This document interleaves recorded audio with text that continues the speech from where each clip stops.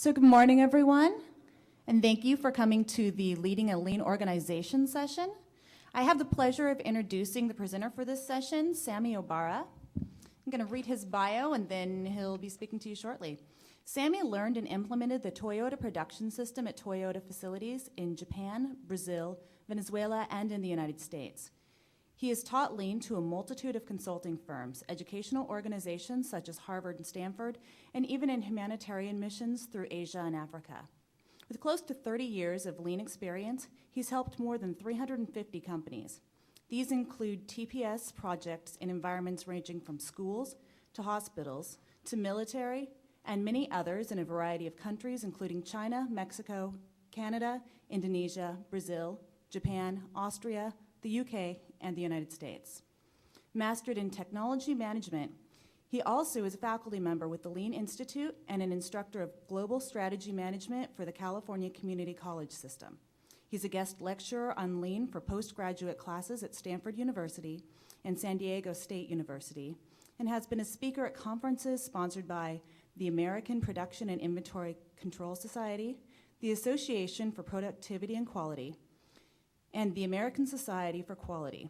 He's fluent in Portuguese, Spanish, and English, and has a basic knowledge of Japanese. He currently aids companies implementing Lean through Honsha..org. Sammy Obara.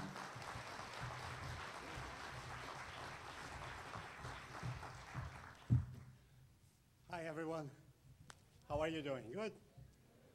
Did you read the paper today? There's a list here, USA Today shows a list of the best and worst states for healthcare. And I was looking for Washington. It says here, it's in the list of the worst states. But it's DC, Washington, DC, don't worry. But the best ones are in California, Arizona, and Illinois. So it's interesting. How many of you watched or attended presentation from Virginia Mason? Almost all of you? Impressive, huh? That's great. Well, it's a big pleasure for me to be here today. We've been working with a few agencies here in Washington for the past 2.5 years. And I had myself the privilege to come here a few times. But most of the other times were people from Honsha.org. We are an alumni association of former Toyota people. And I have very good and very bad news this year. Maybe I'll start with a very bad. One of them, 3 bad things about this year. I lost a brother-in-law to cancer not too many months ago, and he was a missionary in the Amazon, a doctor. My sister married to him. She's a dentist, so they went to the Amazon for the 10th year. They are living there, and yes, he died of cancer. Now, last week, I lost a very dear friend to cancer again. So bad news all around. This good friend, she had 7 kids, and 4 of them stayed at our house, stayed over when she started chemo. And just last week, she passed away. The third bad thing on this bad news portion, I started working with one of the largest cancer centers in the U.S., if not in the world, in Manhattan, New York. And I found out one very, very disturbing information there. It was a clinical trial department. That's where they test new drugs for cancer patients. Both of these people, they died of cancer because they didn't find the right drugs. But what makes this information very sad to me is that this clinical trial division in New York City had plenty of drugs to test, and they couldn't process candidates for those tests fast enough. So many of them died just waiting in the waiting room. Can you believe that? You have drugs waiting to be tested, people waiting to be tested, eager to be the experiment of those new drugs, and drugs don't get tested, and people die. How can we do this misalignment and fail so much? So I was glad when I saw Virginia Mason doing some of the things. I brought up one example, one article from Virginia Mason, but we've been working with several healthcare companies. We are actually bringing some people to build cars in Japan. Actually, next one will be in May 2013. And we bring some people from other countries to visit Toyota facilities, even in Long Beach. I live in San Diego, California. And we brought, just 6 or 7 months ago, 13 executives from Siberia, a company that makes the M&Ms. They wanted to visit Toyota. They wanted to learn how Toyota makes cars. And once they left and they went back to Siberia and Moscow, they said, well, we never learned so much how to make chocolate better just by watching how Toyota does it. So when we talk about Virginia Mason, and this is an article that was in a paper some time ago, what can really hospitals and some other institutions, and maybe L&I and your agencies, can learn from a company that manufactures cars? If we understand the beginning and the origin of everything, this article here shows Edward Deming being a statistician, an American statistician, finding out that 40% of everything that we do is wasteful. They don't need to be done. Still, they are done by many companies, many institutions. It shows here, too, that Virginia Mason was sending people every year to Japan, starting with the senior management and then doctors. And they came back and they eliminated some of the wastes, reducing patient weight, reducing the oncology time, and some others, slashing 45% here in some other processes. So if we start, and I believe that you want to learn what is the difference between leading and leading a lean organization.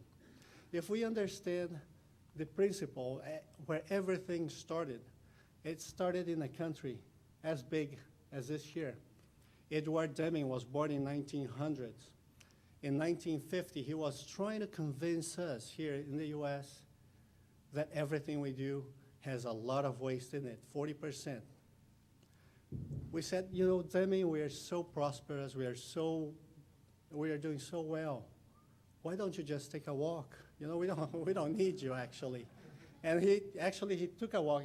He went to a place very, very small. Maybe it's a country that's about twice the size, maybe 3 times the size of the state of Washington.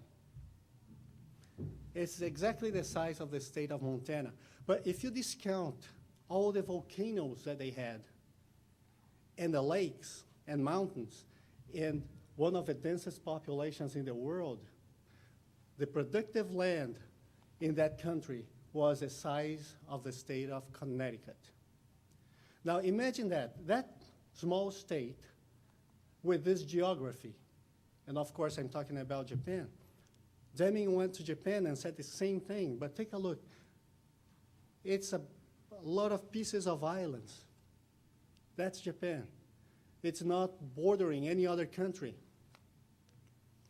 Doesn't have other countries that speak the same language. That's the entire country, that entire continent, let's call it. And when Deming said, I try to sell this in America, they didn't buy it. 40% of everything we do is wasteful. The Japanese said, what? Please teach us. Where can we eliminate waste? Because if we can do that, then we can thrive. And in that little country, the size of the state of Connecticut, they didn't have the big 3, GM, Ford, and Chrysler. They had the big 11 car companies competing for that piece of land. Not only that, they had big electronics industry. And I bet you know many of them. They had great camera makers, and still do. They had great service companies there that became big here in the US too, and Europe. They had food and beverage companies that made into the US and to the Western world. They had sports gears, heavy machinery. All that competing for this little piece of land. And if I ask you how many of you know at least half of the brands here, probably many of you. But this here is just a tiny fraction of the companies that left Japan to come and conquer the world. There's many, many more. And they are just in a piece of land like that.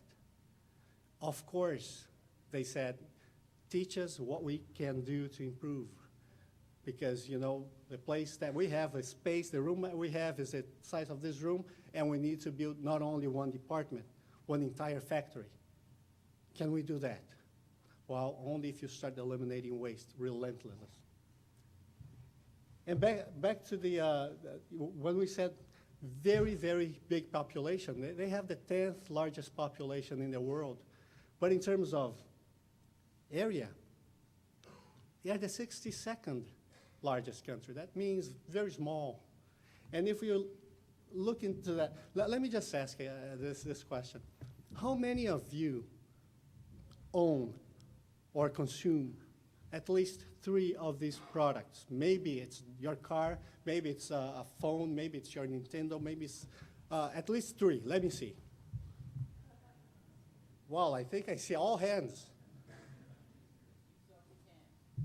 Maybe even 10, yes. But think about this now. This comes from a little island, very small. Let's go to countries that are much larger. Let's go to Zimbabwe. How many of you own things from Zimbabwe here? No? At least one? No? How about from Yemen? No products? So if we start thinking, well, for all these companies to survive and thrive, and this is just a tiny fraction of them, and come to the US and conquer the world, they really needed to be competitive. So Lean was born out of needs. They really needed to do that. Otherwise, you cannot grow to that size. And that's why everything started with, let's eliminate waste. Wherever we see it, we have to eliminate. But the problem is, how can we see waste? So they had this down to a science. And one bright guy in Toyota said, what if I identify all single waste that there is? Teach people how to find the root cause for those wastes. And create a technique so whenever they eliminate one waste, they will standardize so that type of waste will never come back. And that's how they started. The only thing they were trying to do is to reduce the lead time line from the time they received the order until the time they received the money for that order. And when we talk about being able to see waste, how many of you can see at least 5 faces here? Raise your hand. All right, how about 10 faces? Take a look at that. One hand, 2. If I give you more time, maybe you can find more. Can you see this one, for example? Yes? How about this one? Maybe this one. How about this? Did you see this one in the back? Probably this one here, right? How about this? Yes or no? All right. How about this one here? This one. This one. Just kidding. There's no face there. You guys are... That's not how the game is played, guys. Pay attention. But if I ask you, oh, look at that. I'm now looking for wolves. Can you see at least 4? I can give you more time, if you don't mind skipping lunch. Well, you probably saw this one here, no? How about this one? There's one right here. Ah, how about this one? Most people miss this one here.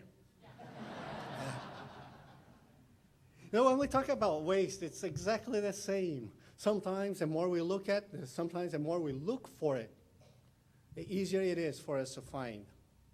So one interesting slide, I always like this here because it says here, before my Kaizen, Kaizen is roughly translated into continuous improvement.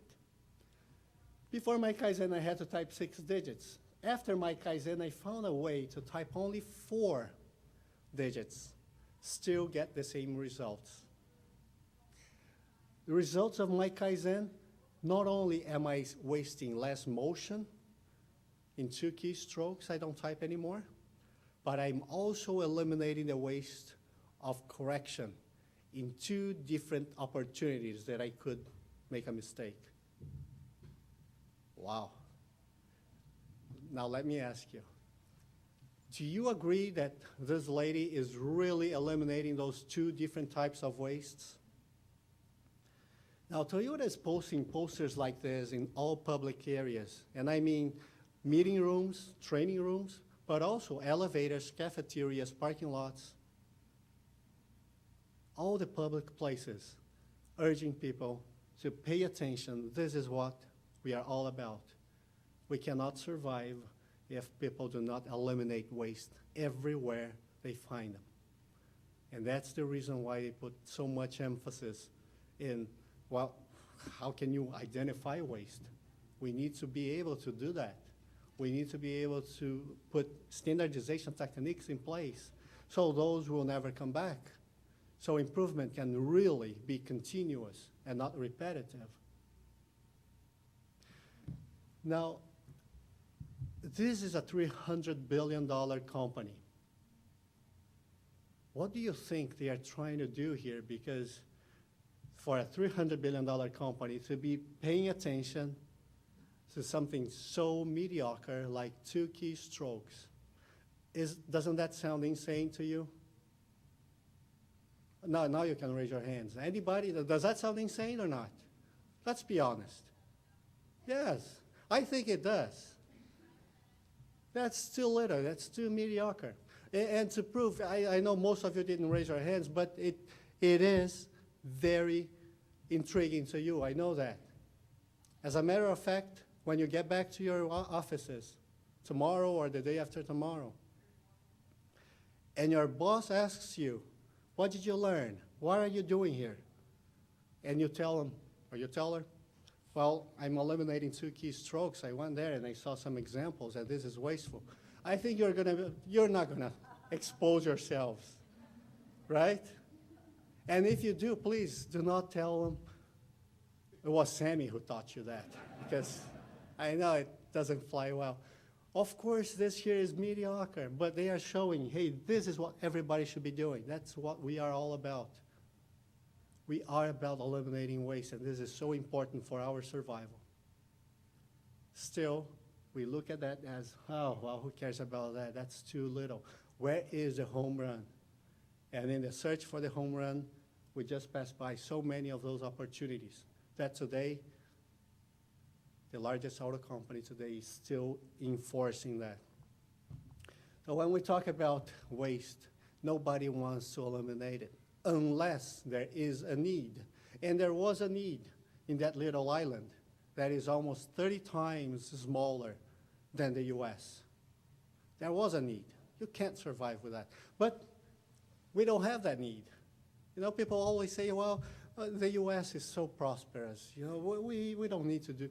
You know, the name of the game has changed, as you probably know, with the technologies, with the internet, with all sorts of new facilities that can bring products from all other places. We are not competing just within our backyard anymore. You probably have more things that are made outside than what we have here.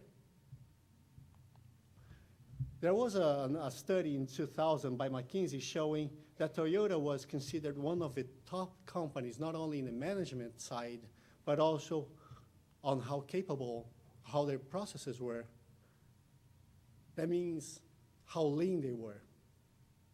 The same study was showing that GM was back here and USPS was down here. But there was never a need for those companies, especially USPS. You probably heard $17 billion in deficit in this past 2 years. That means every month the USPS is open, they are losing probably almost $1 billion. Where is the need? Who needs to create the need? At GM, they didn't see a need until it was too late.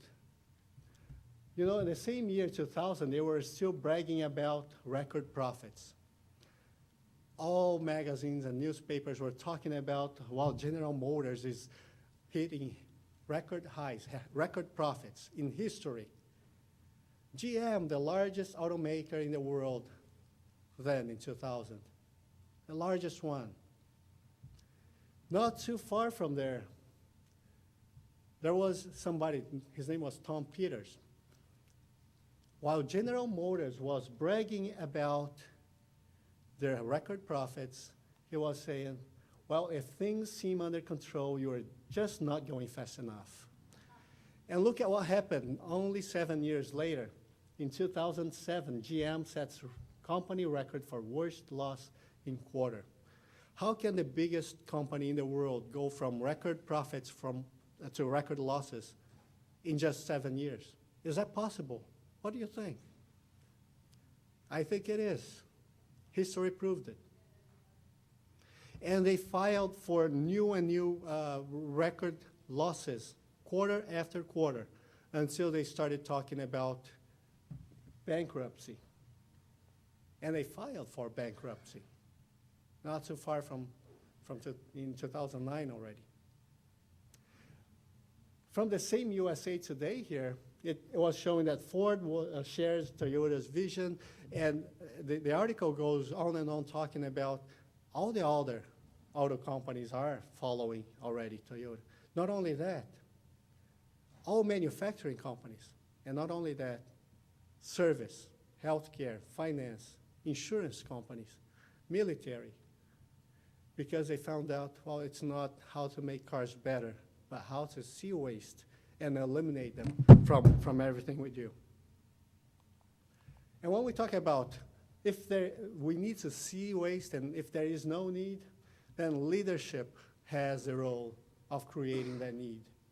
People will not start going this extra mile if they don't see the need, if they see that we are good enough. There was a study mission that went to Japan, and they found out this. In Toyota, the employees themselves were contributing with one Kaizen every single day. While in Japan, the average was a lot lower. It was just one Kaizen per week, per employee. So when they came back to the US, it was a mission done by Toyota executives. They said, well, let's just take a look at how productive, how engaged, how our people are prepared and contributing with Kaizens. What do you think the number was? One Kaizen per month or per year? Not even close. It was one Kaizen per every 7 years per employee. Now look at the magnitude. If we are using Kaizens to eliminate waste, no wonder we cannot catch up with those people who are making one every single day. And maybe we are not just doing it because we don't know what it is, we can't see waste well, and sometimes leadership doesn't impose that, hey, waste is it's very bad to our organization. We may not be able to survive, and people just keep going as if nothing had happened. So Fortune magazine showed one interesting article. It was the world's most admired companies, and they said for the very first time in history, a non-US company is making top 10 most admired in the world. Not only top 10, it's the top 2. And the reason for that was they were still second place.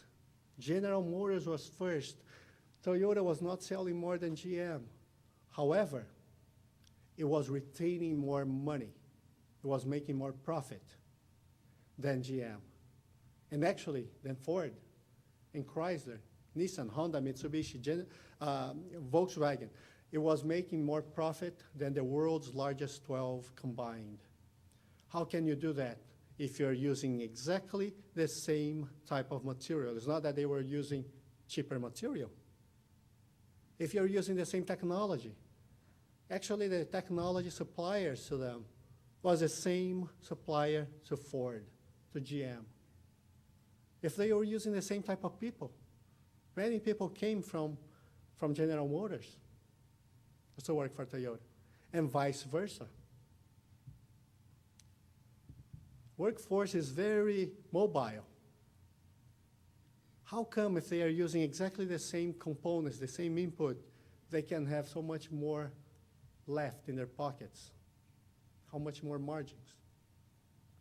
So a lot of people start studying the Toyota production system, and well, something is, the proof is in the pudding, and something is about their method that is different. Fast Company 2004 was showing that Toyota production system was helping the Japanese government and economy. Some other magazines and Business 2.0 was showing that post offices were using that. They saw the need way before it hit. We still haven't seen the needs here, $17 billion for the last 24 months. And our USPS, there was an article just recently. If it was a real company, it had been filed for bankruptcy already. Nobody lets a company lose $17 billion. Airports are using that, hospitals, government offices.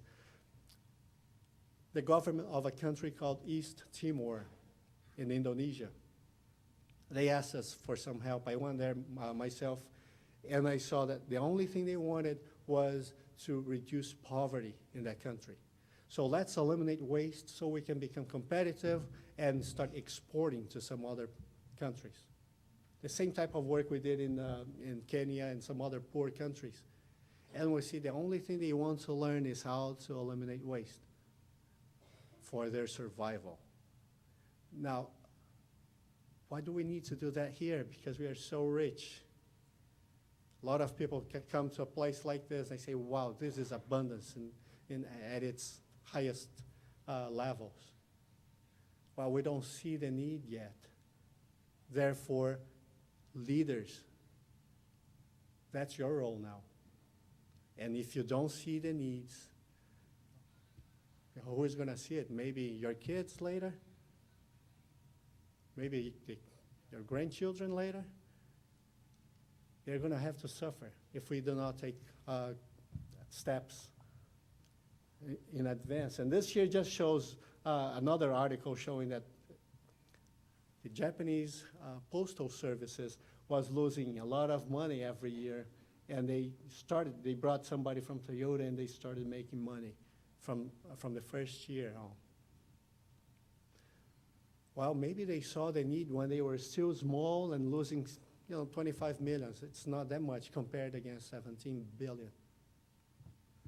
So when we talk about leadership may create the need, there's another thing that leadership needs to do, because if you can only create the need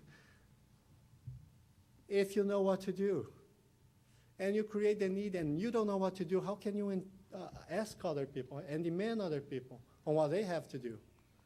So it requires a little bit of knowledge. It's like the people doing and hitting that nail, using that brick, and you say, hey, guys, wait a minute, there is something better for you to use. Instead of hitting that nail, there is a tool that's called a hammer that's designed specifically for that. And you're trying to reduce waste and variation and eliminate your problems, get to the root cause, improve your flow, improve your value stream. Oh, there's a great foundation for that. It's called lean. So, boss, what is lean? Oh, I don't know, but I know that there is something.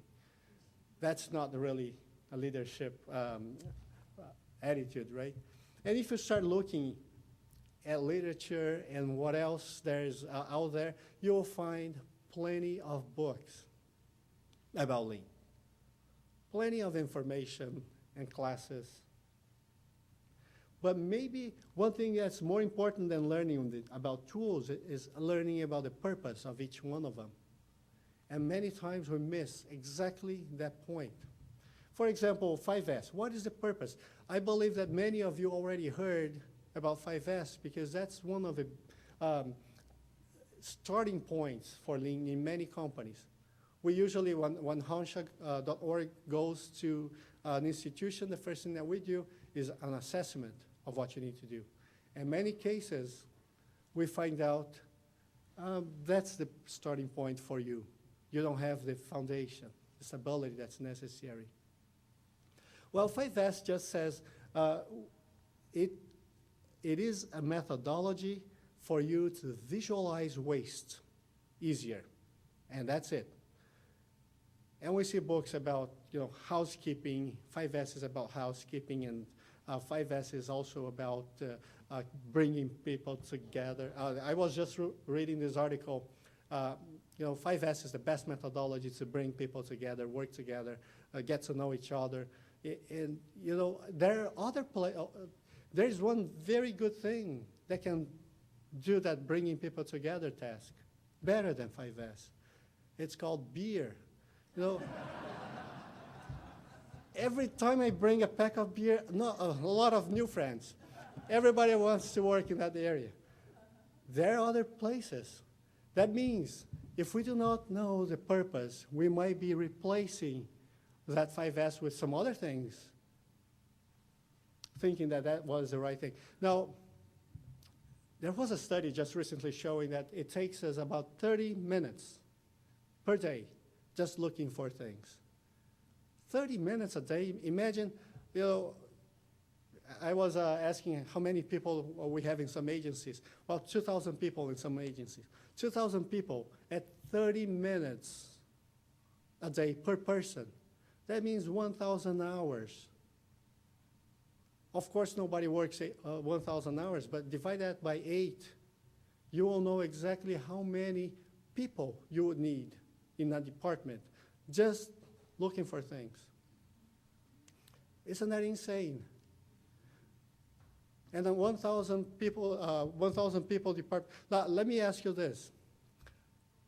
Do you think it is possible to carry one department exclusively, just looking for things, so nobody else needs to be looking for things?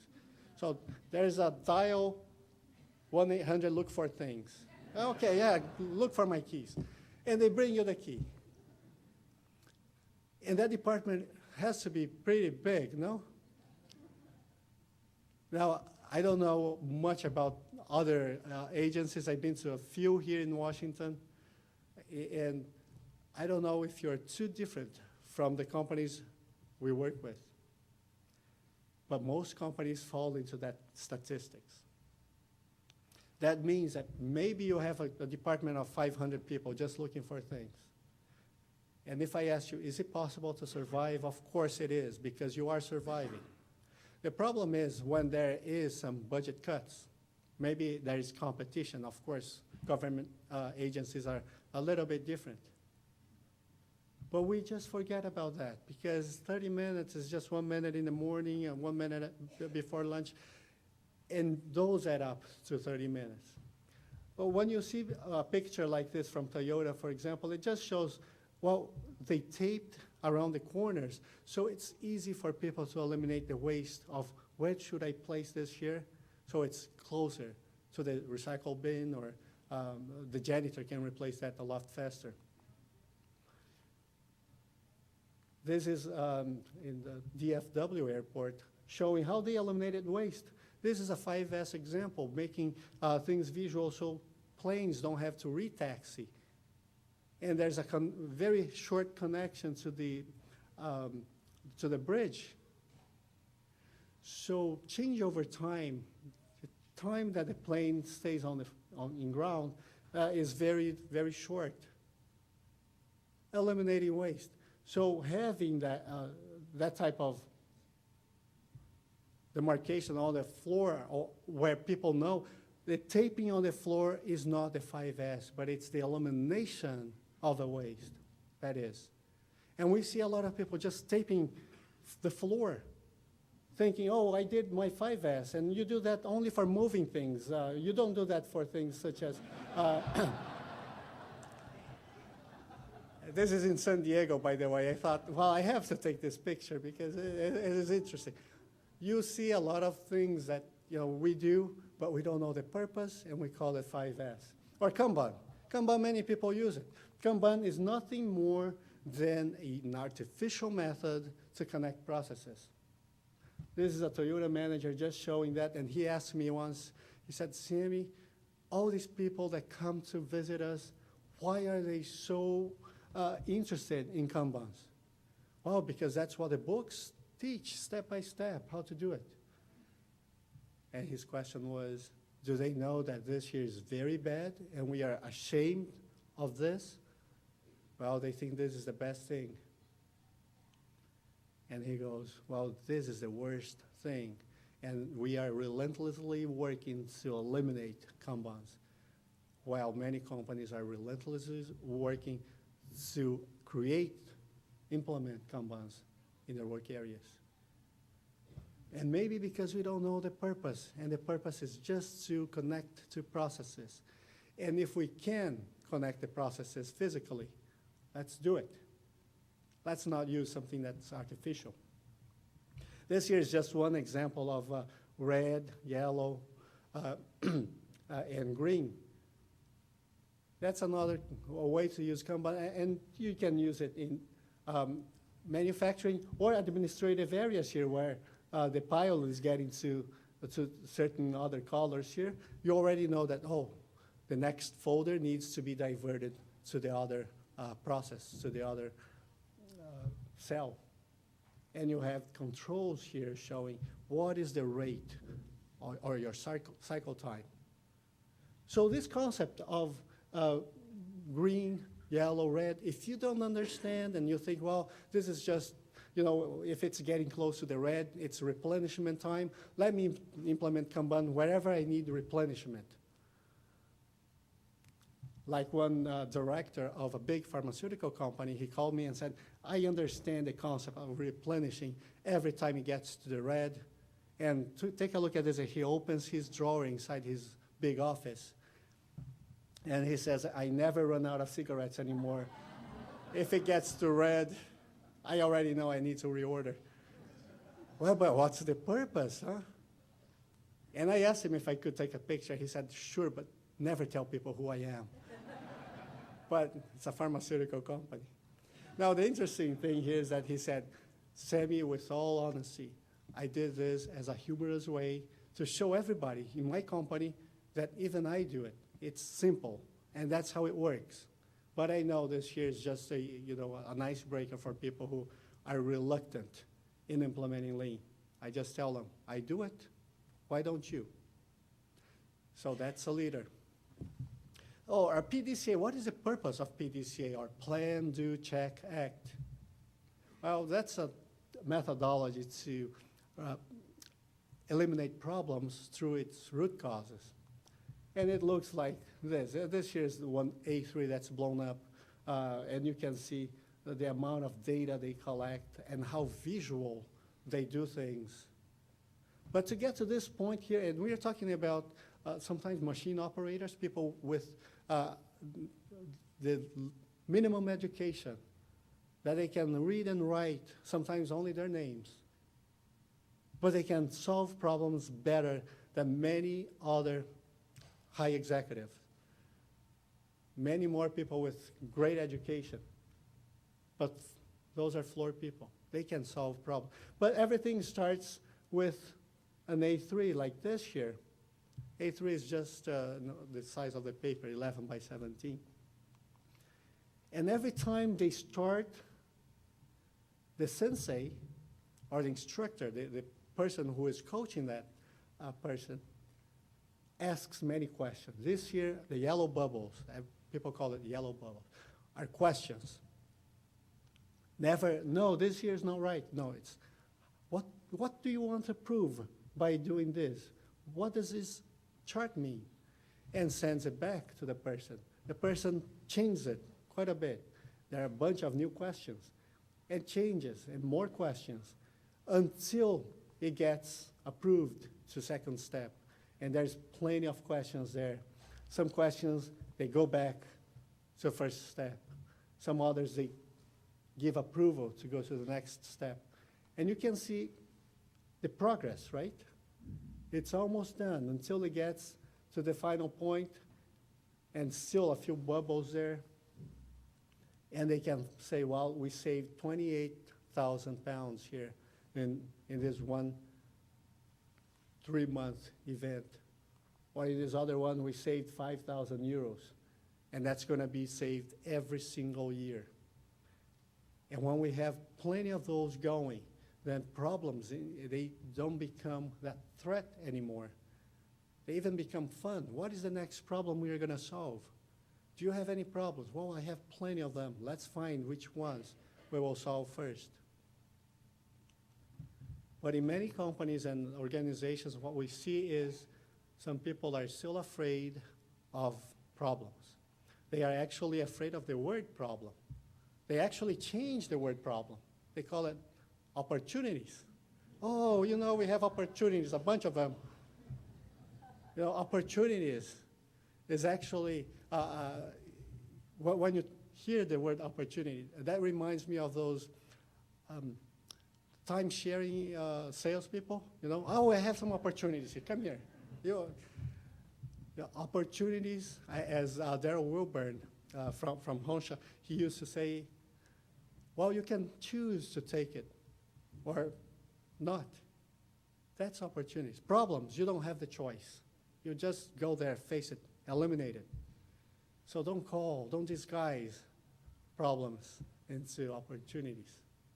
Once we are equipped with the right methodology, we will be able to solve them without having that fear. Well, Kaizen Taiyan, what is that?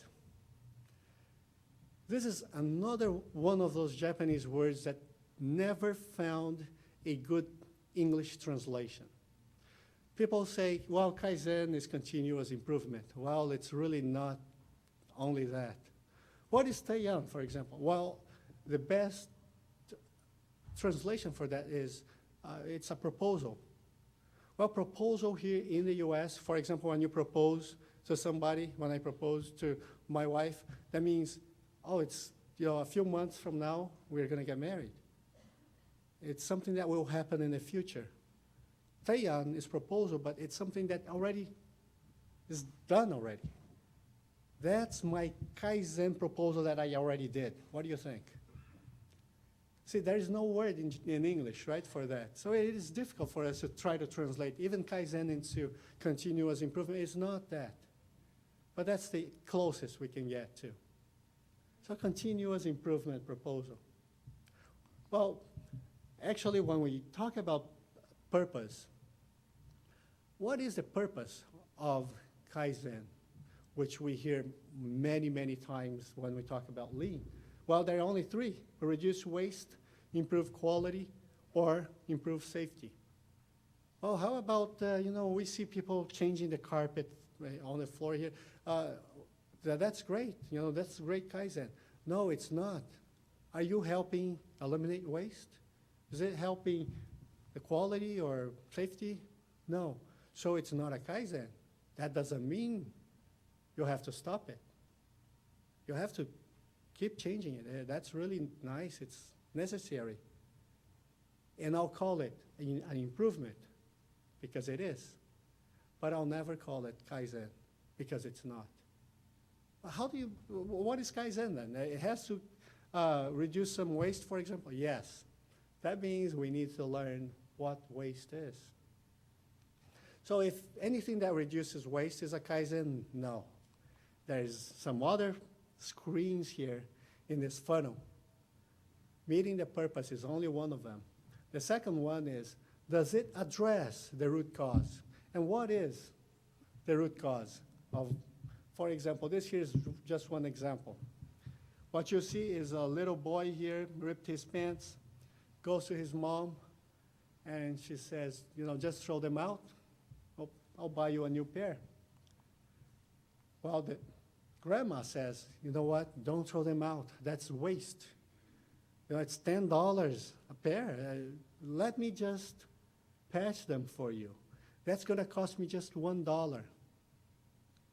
And that is what we call fixing. Until somebody has this great idea and says, you know what, we can do double stitches, stronger threads, using a sewing machine. And a lot of people call this a Kaizen. But this here is still just an improvement.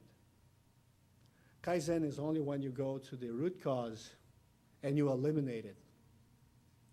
So not only do you need to eliminate the waste, but you have to do it at its root cause. And if I just stop here and ask you, where do you think you are, or maybe not even you, people who didn't have the opportunity to come to an event like this, didn't have the opportunity to attend workshops, to read books, maybe people who, they have to be in the office, in the agencies there. What do you think their level is here? I'm pretty sure it's not level 1, where everything you do, you just throw them out and let's just be wasteful. Just from the speech from your governor today, I can tell you, you don't have this mentality. It's very obvious to me. But I'm also afraid you're not here either. But still, I want to ask you, how many of you, and maybe not you, because as I said, you have higher education in Lynn than the other people who are not here, but people who stayed behind in the agencies, couldn't come here. How many of you think that your agency or your teams or your departments or your companies are in step number 4? Stage 4, they always look for the root cause and they are always trying to find it and eliminate it. Good. So that leaves just 3 and 2. Now, how many of you think that your people are in stage 3? They are always trying to improve. Let me see a show of hands. Maybe a third, not even that. Or some people are afraid of raising their hands. Let me ask you, how many of you think that you are on 2? You are just fixing things. Oh, yeah, the great majority. Very good. This here becomes a self-reflection for you, I think. If you're not here yet, or maybe not even here yet, as a leader, what are you going to do about it? Because after this seminar, maybe tomorrow or maybe Thursday, you're going back, right? What are you going to do about it? Understanding where you are and where you should be. Unless you say, no, I don't think we would like to be here. Then that's a different story. We can talk after the session. But if you agree that, yeah, we want our people to get here, so what is your step? Yeah, the third and last screen here is your idea standardized? You already eliminated the waste. You already found the root cause of it. So what did you do to standardize, meaning it will not roll back with time? Standardization is something like this. A little wedge that you put just behind the rock, which is your improvement. So that improvement will not roll back with time. Sometimes it's because of job rotation. You're not going to be there next year. Maybe it's changing government. Maybe there are several reasons. Did you do anything to standardize your accomplishments so it will remain in place? Otherwise, that rock will roll back.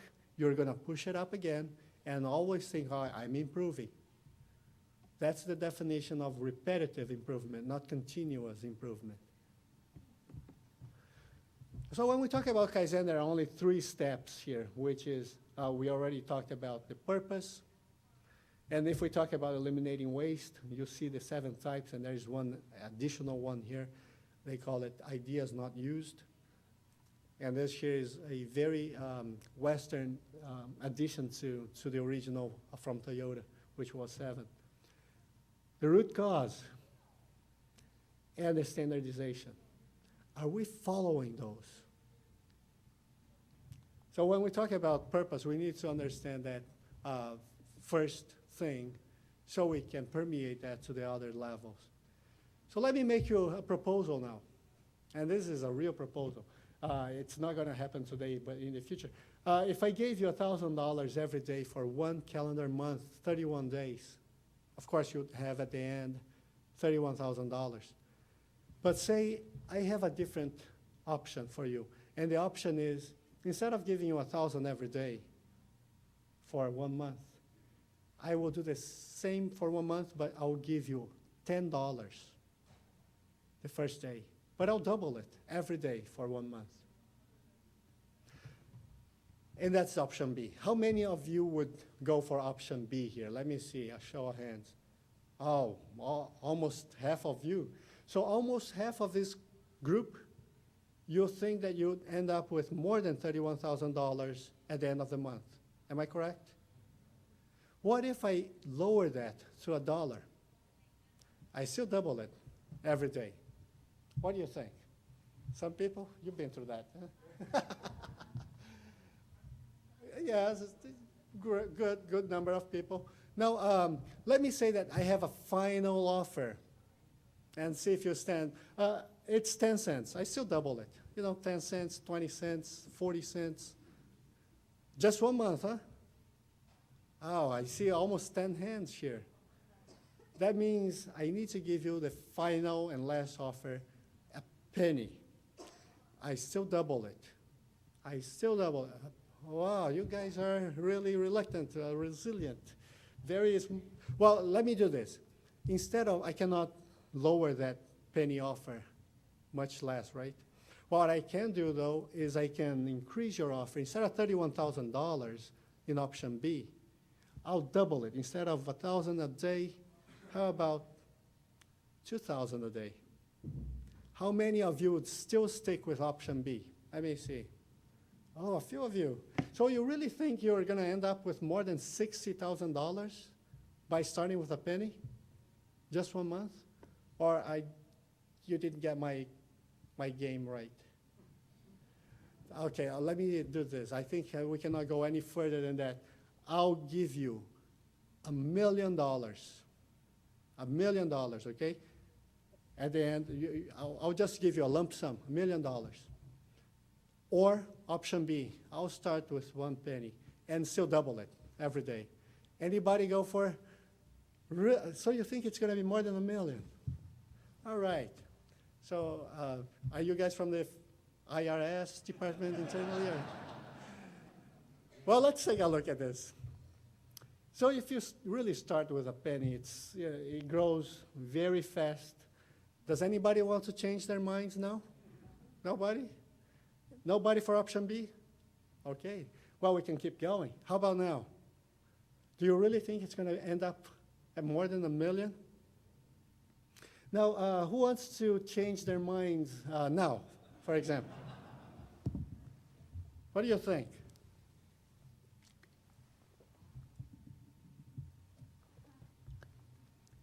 Is that correct? Yes, it is Excel.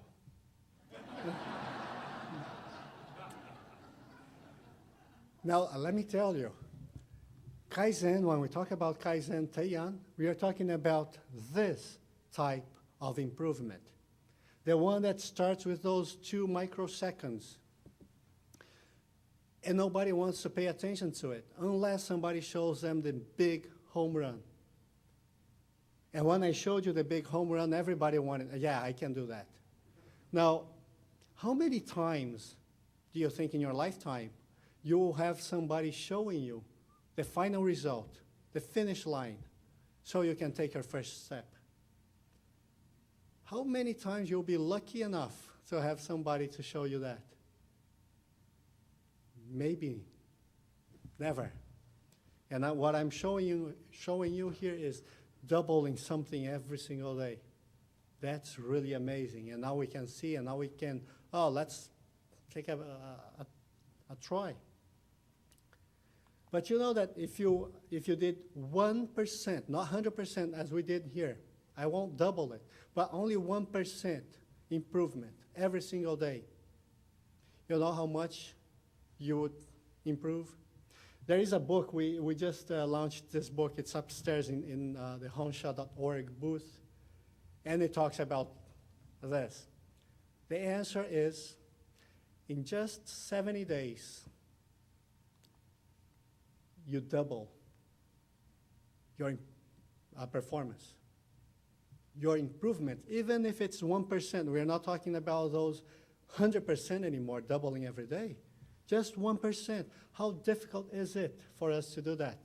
How much time will it take from our busy days?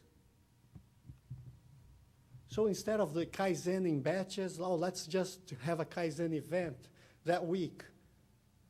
And nothing against Kaizen events or Kaizen weeks. But make sure that this year is not replacing the Kaizen Teian, the culture of everyday Kaizen by everybody, everywhere. So and when we talk about that, just an example. Before my Kaizen, this is from the same series that that I showed the lady typing the extra digits. So before my Kaizen, I had to fill the bucket and then mix the contents with the water and some of the powder that was already here, some paint. And after I'd done that, I would take it to some other step. But after my Kaizen, it says here, I found a way to connect a pipe. And at the end of the pipe, I punched some holes. And when I'm filling the bucket, it's already mixing the contents at the same time. And that's my Kaizen in my work area. I've done that. It's my proposal of what I already did, right? It took me maybe 5 minutes to do that. And it will stay there. So it was a waste that I eliminated. Oh, but that's just a minute. You know, it just takes you a minute every time you do this. It's 1 minute per cycle time that you are saving. That's nothing. It is nothing, actually. It's nothing, it won't go to your bottom line. Please, don't get me wrong here. I'm not saying that this 1 minute is going to save you hundreds of thousands of dollars. It will not make it to your bottom line. The only thing, you will still have the same payroll. That guy is going to be 1 extra minute idle. Oh, that's how Lean works. Kaizen works like this. So you eliminate minutes and people get more idle. Well, in the beginning, yes, they do. But a good leader that understands the technique will tell that person, so what are you going to do in this 1 minute that you have added to your cycle time? What can you do? And you will coach those people to think, well, the next step is to really take the bucket and see if, it's the right weight. And before I had to do this, just bring it to the weight scale, find out if it's the right. If it's not, I have to either remove some water from that, or I have to get back to that faucet and put more water in. Well, so what's your Kaizen? After my Kaizen, I found a way to just put some lines here that shows exactly where I have to stop filling the bucket. How long does it take? Well, it took me just a couple of minutes. Well, where did you find those couple of minutes? You know where I found it? I found it right here. This year, I don't have to do it anymore. Therefore, I use this time to do more Kaizens. And instead of that 1 extra minute, now I have 2 extra minutes because I don't have to do this either. And that's how 1 became 2, and 2 became 4, and 4 became 10 million. But we don't want to do that. And why is that? Well, one very interesting one, too, is this here. It's a Kaizen about safety, and it says, before my Kaizen, people would pass by this pillar and would hit their heads against the cover of the key box. After my Kaizen, I found a way to just tilt the box a little bit and put it back into the pillar, and gravity would close that lid. Gravity. So there is no risk of this happening anymore. Now, here's a good question for you. How many of you see this here as something, that's great, something I can do? It is a Kaizen. Just think about that. Because I'm going to start asking a few questions that will require deep thought. And this is, say that you're very busy, you have a workload that is tremendous. You have reports to turn in, you have some other meetings, you have people you have to meet, and many other things you have to do throughout your day. How many of you, honestly speaking, would take some time out, maybe 5 minutes, maybe 10 minutes, and devote, this time is for me to do Kaizens. I'll do that today. And I'm talking about very busy, huh? Don't think it's mildly busy. So some people, a few, maybe 3, 4, okay, 5. That's great. I'm glad to see that. Now, say that this lady, she is passing by and she hits her head and she's dizzy now and she's bleeding, she's on the floor, and you're passing by, you're with your folders going to that meeting, and you still have so many other things going, and you see that person in need. How many of you would stop and help her? Let me see. Oh, almost all of you. So government people are really nice people. I knew you'd do that, of course. But it's getting more difficult, the question now. The other question is, now say that you're not only very busy, but the lady is from a different agency. Would you still help her? I knew it. So everybody would help. And maybe this lady, she will need some extra care. Maybe she needs to be taken to the hospital. How long does it take? This here would take you 10 minutes. This here, helping the lady, maybe an hour. An intriguing question is, so you don't have 10 minutes here, but you have 1 hour to help her. And I know you would. That tells me something about you. It tells me you do have time. You have an hour. What you don't have is priority. 10 minutes. But that's not your priority. Your priority is to maybe help her because it already happened. Now, how many people you know who have leadership roles that are leading from behind? They are waiting for things to happen. Now I'll go and fix it. I'll go and help. I'll do something about it.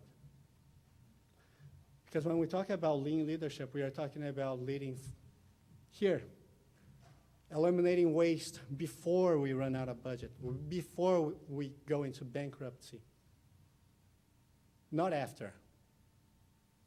And that's where we have to do that self-reflection. Find out, maybe I think we need to learn more about lean and all the techniques so I can lead my people. They can get better. Our agency can get better.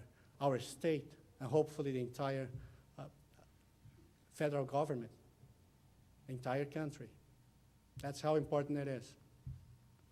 So when we talk about Kaizen, this here is actually the word Kaizen written in kanji. So the first part here means kai, or change, or continuous. The second part here means improvement, or better.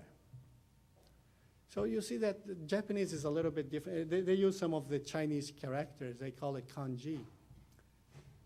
And there is no good translation to date on that. Because the best one I've ever seen is this one when you eliminate each one of the components. And this first part here means self.